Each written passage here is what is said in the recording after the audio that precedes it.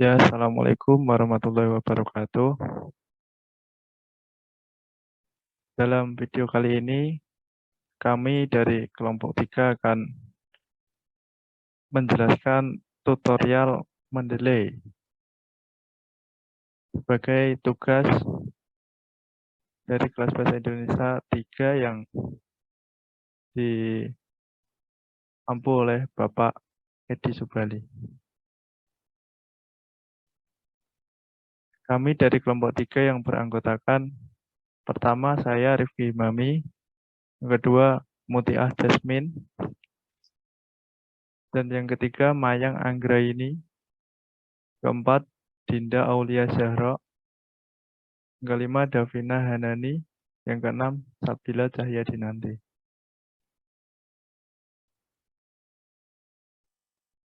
Yang pertama, menemukan referensi yang kredibel. Mengapa? Yang pertama, menemukan referensi yang kredibel merupakan bentuk pengakuan dan rasa terima kasih. Bentuk terima kasih dan pengakuan atas karya seseorang tidak hanya diucapkan secara lisan. Namun, menghargai kepemilikan seseorang, kita juga bisa mengungkapkannya dengan melakukan sitasi yang benar.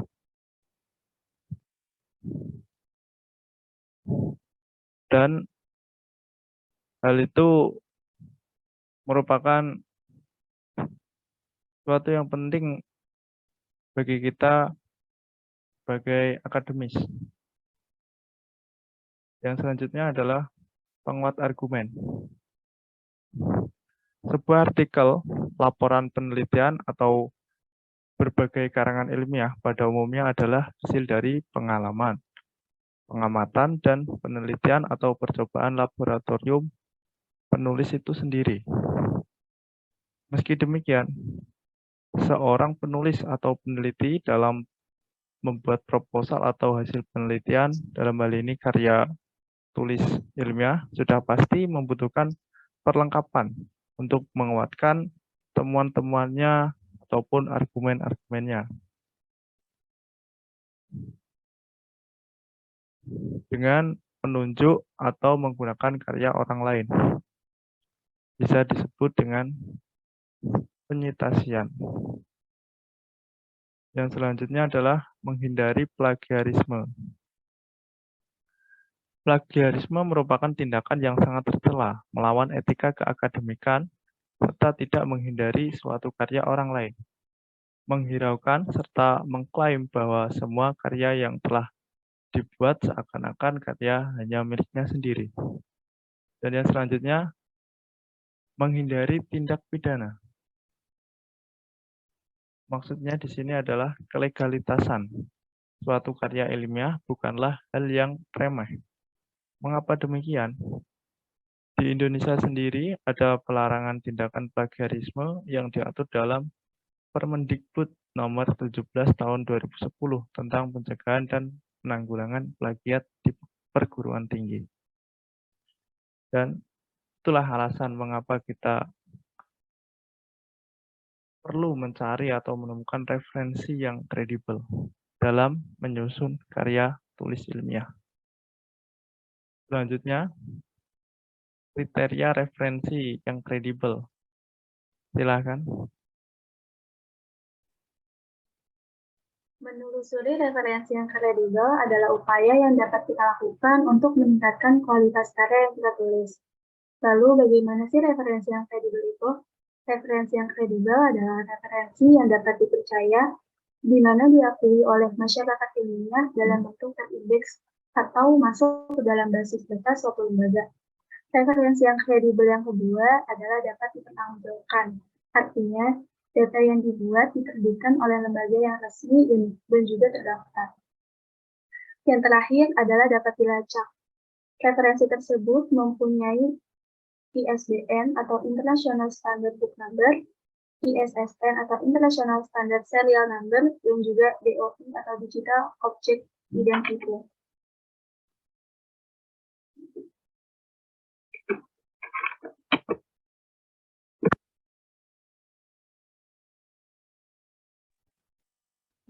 Selanjutnya adalah tentang kegiatan membaca itu suatu hal yang mudah atau yang sulit.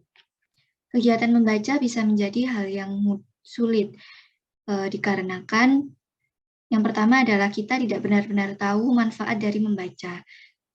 Manfaat dari membaca itu sendiri antara lain adalah untuk menambah ilmu dan wawasan tentang hal-hal di dunia ini, juga untuk menambah perspektif baru tentang apa-apa yang sedang terjadi atau yang telah terjadi sebelumnya.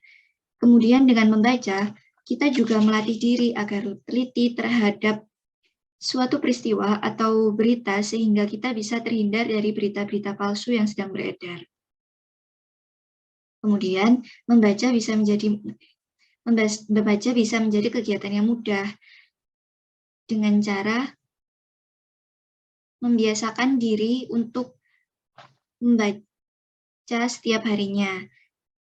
Disunting dari artikel yang berjudul "Agar Sungguh Menjadi Tempat Mencerdaskan dan Mencerahkan", dikatakan bahwa kecintaan membaca buku dalam bidang apapun secara awal ditumbuhkan melalui kecintaan membaca karya sastra. Maka dari itu bisa kita mulai dengan membaca karya sastra yang menarik untuk dibaca. Kemudian kita harus mulai membiasakan membaca suatu karya tulis lain, seperti artikel berita atau jurnal-jurnal ilmiah yang topiknya menarik perhatian kita. Membaca akan menjadi suatu kebiasaan yang harus rutin kita lakukan setidaknya sehari beberapa menit. Dari kebiasaan inilah akan menumbuhkan atau meningkatkan minat baca kita, sehingga saat akan membaca suatu referensi untuk menulis ilmiah akan terasa mudah dan tidak memberatkan.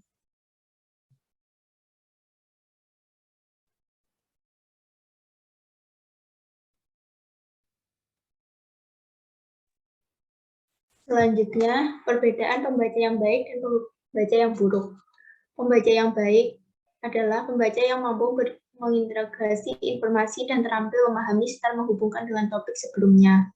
Dan untuk menjadi pembaca yang baik, kita harus belajar meningkatkan keterampilan membaca dengan memulai tingkat membaca yang nyaman. Setelah itu mulai beralih ke tingkat yang lebih sulit. Perluas kosakata.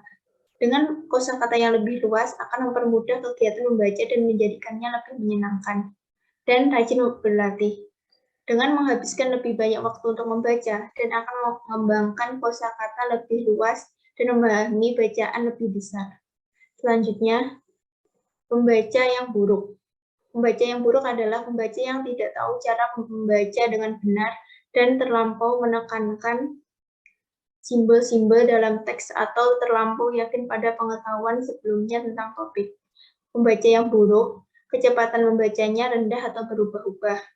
Pembaca yang buruk terkadang membaca satu demi satu kata. Selanjutnya, konsentrasi yang seadanya dan membaca tanpa tujuan yang jelas.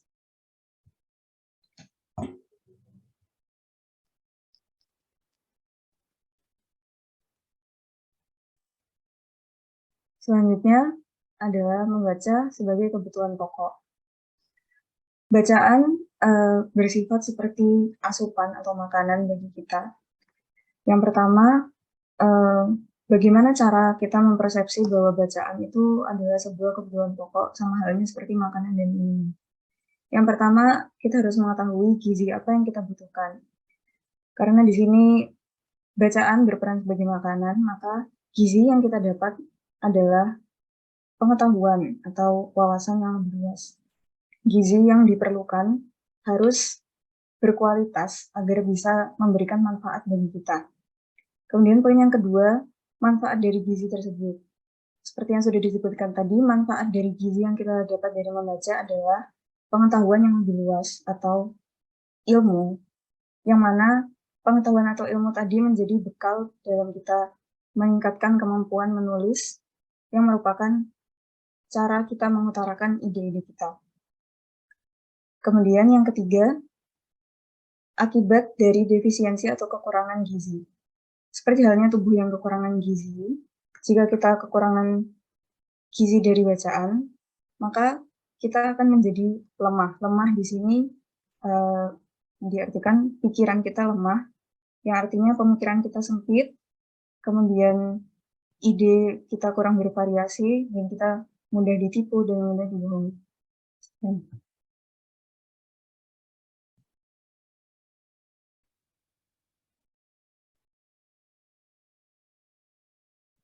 Baik, selanjutnya saya akan menjelaskan tentang cara mengelola referensi di aplikasi Mendeley.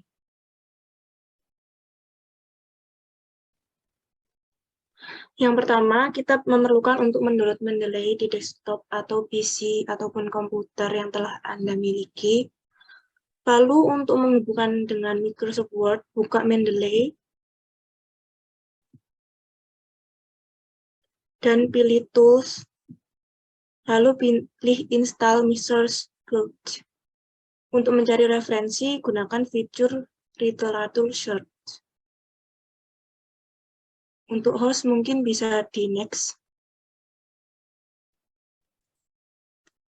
Berikut hasil ketika kita membuka Mendeley desktop pada fitur Tools, Install Cloud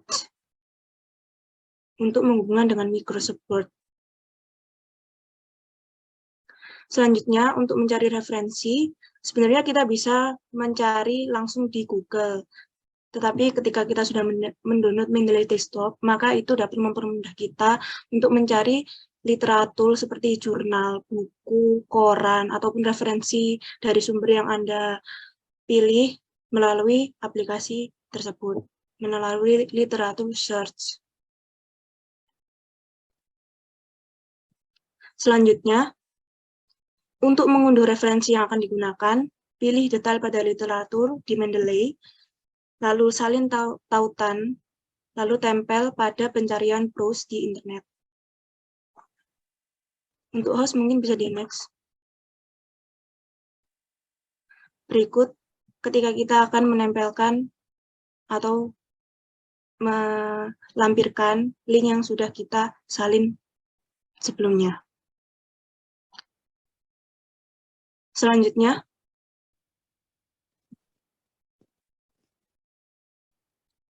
untuk host mungkin bisa di next.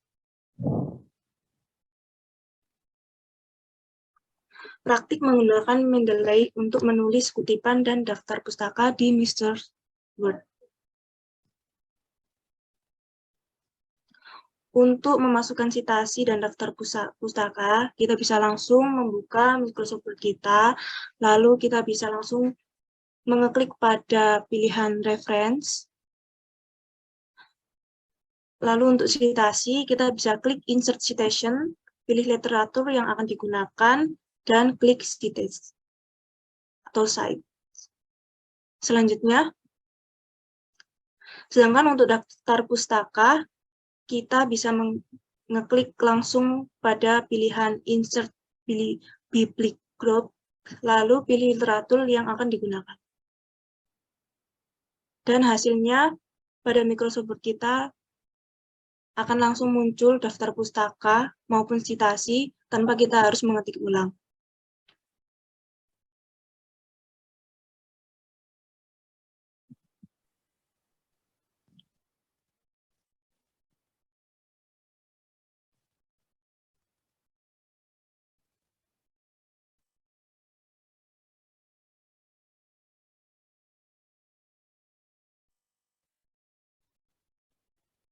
Ya, terima kasih. Mungkin sekian video dari kami, kelompok 3, tentang tutorial penggunaan aplikasi Mendeley dan berapa pentingnya kita perlu mensitasi sebagai bentuk